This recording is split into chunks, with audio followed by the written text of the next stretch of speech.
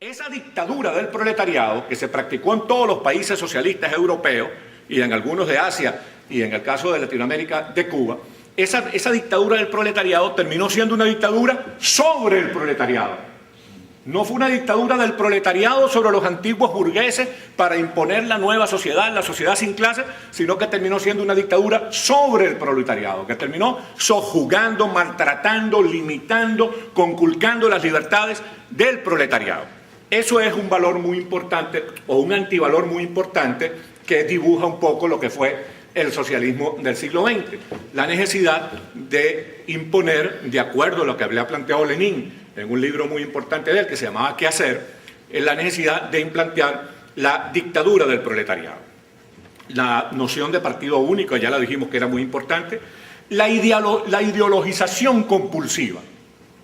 Si el gobierno y el partido de gobierno y la gente que estaba gobernando tenían a la ciencia de su lado, tenían a la historia de su lado, tenían la verdad absoluta de su lado, lo que estaban haciendo es lo que era, siguiendo la corriente de la historia. Desde luego que ellos tenían derecho a imponerle de una manera compulsiva a la sociedad, de una manera obligatoria a la sociedad, tenían derecho a imponerle sus ideas. Entonces se produjo un proceso sistemático, masivo, de indoctrinamiento de niños y jóvenes para que todo el mundo entendiera que el socialismo y el comunismo era el final de la historia y no había que apartarse de eso. Esa ideologización compulsiva, yo recuerdo mucho una anécdota de como la mayoría de ustedes son nicaragüenses, se las voy a contar. En los años 80 yo escribí un libro sobre Centroamérica con un sociólogo venezolano recientemente fallecido que se llamaba Ángel Viva. Entonces, entrevisté a casi todos los presidentes y dirigentes importantes de Centroamérica, entre otros en Nicaragua, Bayardo Arce, este señor Tinoco, a Núñez Telles, que era el presidente, era el gobierno sandinista en ese lugar. Y entonces no pude entrevistar a Tomás Borges, porque resultó que Tomás Borges dio unas declaraciones, él era el ministro del Interior en ese momento. Tomás Borges, ustedes saben, todos lo conocen, el poeta policía, pues el policía poeta. Entonces, excelente policía y pésimo poeta.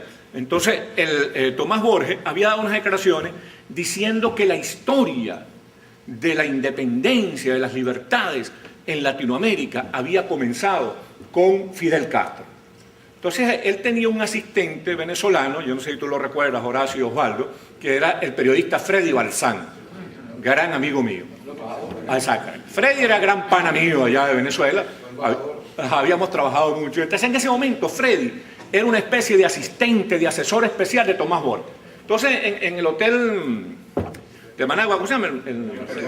El Intercontinental de Managua, ahí en el hall, Freddy y yo, que teníamos una visión distinta de la vida, pero éramos muy amigos, estábamos conversando y yo le dije, en criollo, ¿no? Ustedes me permiten decir, coño, Freddy, ese jefe tuyo está loco de bola.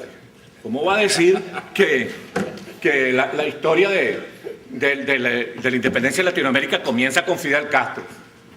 Oye, entonces tu jefe de una vez borró de la historia a Bolívar, a San Martín, a O'Higgins, a Artigas, a Andrés Bello, a Francisco de Morazán, a tantas figuras históricas independentistas, pero lo más grave que hizo tu jefe fue que, diciéndose él sandinista, borró de la historia también a Sandino. ¿Entiendes? Entonces, claro, Freddy se lo contó a Tomás Borges y la consecuencia de eso es que Tomás Borges no me dio la entrevista y por eso no aparece en el libro que publicamos. Pero les cuento esta anécdota para que usted vea el empeño que tuvo el socialismo del siglo XX de borrar la historia, de hacer desaparecer de la historia todo aquello que era de alguna manera distinto a la cosmovisión de ellos, a la visión que ellos tenían de la vida. Entonces, ese proceso sistemático, abusivo, continuo, de borrar de la conciencia de la gente su propia historia, su propia identidad, que la gente no entendiera, como decía el poeta Miguel Hernández, a qué eco de sangre respondía. Eso es uno de los daños más terribles que le hizo el socialismo del siglo XX a los pueblos. La criminalización de la disidencia. Claro, si tú eres el representante de la historia, eres el representante de la ciencia, todo el que esté contra ti es un delincuente.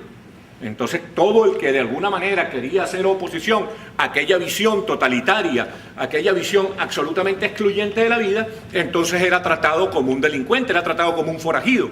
Si tú tenías diferencia con el socialismo, eras necesariamente un agente de la CIA, eras necesariamente un saboteador, eras necesariamente un terrorista, eras necesariamente un agente del enemigo, de cualquier enemigo, del enemigo que se les ocurriera a él. Y desde luego, una de las cosas que caracterizó al socialismo del siglo XX fue el antinorteamericanismo.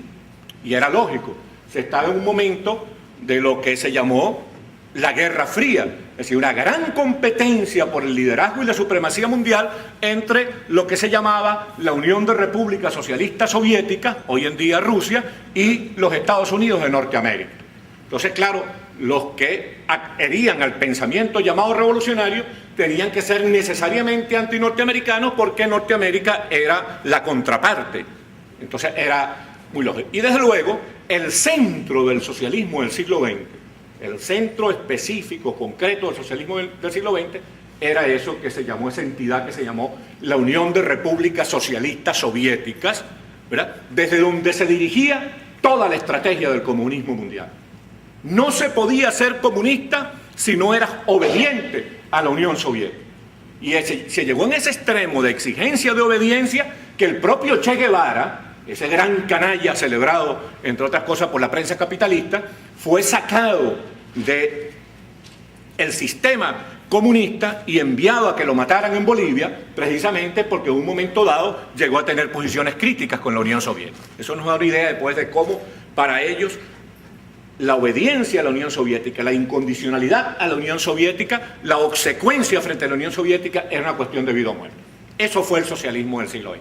Eso fracasó, condujo a los países a la ruina, a los países a la desesperación y la tristeza, condujo pues a un desastre total que se mostró de una manera emblemática, visible, en 1989, cuando fue derribado el muro de Berlín. Al fracasar el socialismo del siglo XX, todos creímos ingenuamente que nos habíamos desembarazado para siempre de ese fantasma malvado, que ya tendríamos que luchar contra otro tipo de estrategias antidemocráticas, pero que ya esa se había liquidado. Pero resultó que no, que un par o 3 décadas más tarde apareció lo que se llama el socialismo del siglo XXI y que nosotros preferimos llamar neocomunismo, otra gente prefiere llamarlo neopopulismo. Bueno, todas esas cosas son buenas designaciones. ¿Por qué surgió entonces, después de haber fracasado tan ruidosa, tan aplastantemente, tan definitivamente, tan indiscutiblemente, después de haber fracasado el socialismo del siglo XX, por qué reapareció con el disfraz, con ese conveniente antifaz de socialismo del siglo XXI? Por una serie de causas, algunas de las cuales vamos a intentar revisar aquí también al galope para no aburrirlos a ustedes. Lo primero que tenemos que tomar en cuenta es que, de acuerdo a la filosofía occidental, nada ocurre ex nihilo, nada viene de la nada. Si las cosas vienen de algo, es decir, los fenómenos sociales, así como tienen consecuencias, tienen causas. Entonces, el socialismo del siglo XXI no llegó allí de la nada, no llegó como por un sortilegio, como por arte de magia. El socialismo del siglo XXI responde, como todo en la vida, como todos los fenómenos sociales, a lo que decía William Shakespeare, que decía que todo pasado es prólogo. Todo lo que estamos viviendo tuvo su prólogo en el pasado. Hay gente que yo he tenido muchas discusiones con algunos compañeros democráticos porque tienen una veneración del pasado. Entonces tratan de vendernos la idea de que no, de que todo fue producto de una terrible, oscura conspiración que trajo a Chávez, que trajo al otro y que trajo al otro, y se olvidan que esa conspiración, en el caso de que hubiera sido cierta, no hubiera podido tener éxito si no se hubieran dado unas condiciones propicias, si no se hubieran creado un escenario favorable para que esta gente tuviera éxito. Entonces hay algunos dirigentes nuestros que uno habla y dice, no chicos, nosotros teníamos todo resuelto, todo controlado, lo que pasa es que unas ONG norteamericanas y otras europeas, y la cuestión, y el petróleo, entonces todo, y llegaron estos como producto de una gran conspiración. Nosotros no tenemos ninguna culpa, nosotros no tenemos ninguna responsabilidad en ello. Por eso un día en una entrevista que nos hacía Joaquín Pérez Rodríguez, un dirigente cubano-venezolano, y a mí, Carlos Alberto Montaner, en un canal de televisión, nos decía: ¿y ustedes no se sienten de alguna manera responsables de las cosas que fallaron en Venezuela y que produjeron la llegada de Chávez? Entonces nosotros tuvimos que decirle: bueno, mire, yo fui 15 años diputado, 4 años alcalde, es decir, no puedo salir diciendo ahora que no tengo ninguna responsabilidad en eso.